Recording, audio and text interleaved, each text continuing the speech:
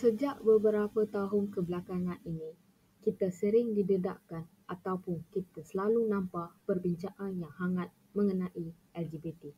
Jadi, saya dan rakan saya akan mengkongsikan berkenaan LGBT dalam video ini. Golongan LGBT adalah golongan yang menghadapi kekeliruan identiti. LGBT adalah singkatan dari lesbian, gay, bisexual, dan transgender. Lesbian membawa maksud perempuan yang mempunyai tarikan seksual terhadap jantina sejenis. Gay adalah lelaki yang mempunyai daya tarikan seksual terhadap kaum sesamanya dan lelaki sebegitu juga dikategori sebagai lelaki homoseksual. Bisexual adalah untuk individu yang berminat untuk menjalinkan hubungan dengan lelaki dan juga perempuan. Akhir sekalinya, transgender. Transgender pula adalah dikaitkan dengan aktiviti-aktiviti yang dijalankan oleh lelaki yang menyerupai rupa perempuannya. Faktor yang menyebabkan masalah LGBT. Pertama sekali, faktor kekeluargaan. Sekiranya ibu bapa membesarkan anak-anak mereka dengan cara ataupun persekiteraan yang berlainan jantina mereka, kemungkinan apabila mereka menjadi remaja atau dewasa, mereka akan mula mempersoalkan fitrah jantina kelahiran mereka dan cuba mengubahnya. Selain itu, faktor genetik. Disebabkan hormon yang tidak seimbang di dalam seorang tubuh badan. Dalam tubuh manusia, kromosom bagi seorang lelaki normal ialah XY dan perempuan pula mengandungi hormon XX. Jadi, biasanya seorang lelaki memiliki kromosom XXY.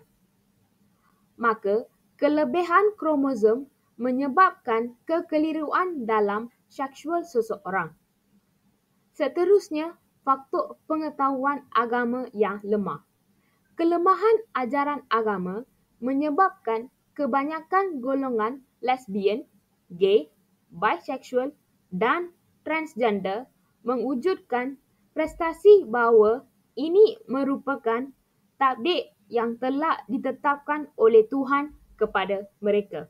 Tentang gejala LGBT kepada diri dan orang lain. Gejala LGBT membawa masalah kepada tahap kesihatan masyarakat dalam sesebuah negara. Golongan LGBT menyebarkan pelbagai penyakit berjangkit seperti HIV atau AIDS. Majlis AIDS Malaysia menunjukkan bahawa jangkitan HIV secara majoritinya disumbangkan oleh golongan heteroseksual. Kesan yang seterusnya adalah meruntuhan institusi kekeluarga.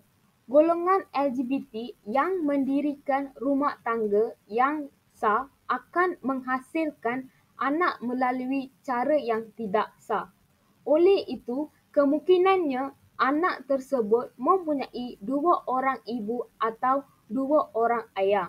Ini menyebabkan keruntuhan keluarga bercampur aduk.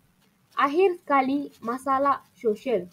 Kewujudan gejala LGBT menyebabkan menerima tingkah laku mereka.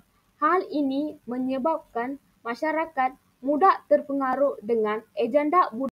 Khususnya strategi menangani gejala LGBT. Yang pertama sekali adalah dengan menjaga pergaulan bebas. Yang kedua, menutup segala celah pornografi, misalnya dari dalam gadget seperti telefon bimbit, laptop dan sebagainya. Yang ketiga, diadakan kajian atau seminar mengenai bahayanya LGBT di sekolah-sekolah. Yang keempat, adanya undang-undang yang melarang LGBT sehingga hal ini tidak menyebar dengan semakin parah.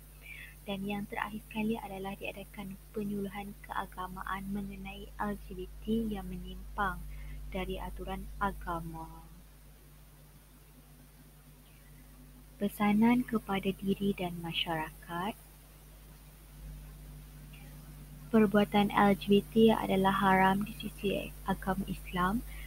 Isu LGBT yang membawa kepada fahaman dan budaya sungsang adalah berlawanan dengan arus sistem agama, kemanusiaan dan kekeluargaan. Perlakuan LGBT ini adalah perlakuan yang sungsang yang ditolak sama sekali oleh semua agama. Dan rumusan daripada LGBT adalah amalan hubungan sejenis adalah haram dan wajib dicegah. Jadi, pihak berkuasa tidak boleh berdiam diri. Sebaliknya, hendaklah mengambil tindakan yang bijak sebelum gejala sungsang ini semakin berleluasa. Ia bertepatan dengan konsep mencegah kemungkaran, iaitu amal ma'ruf nahi munkar.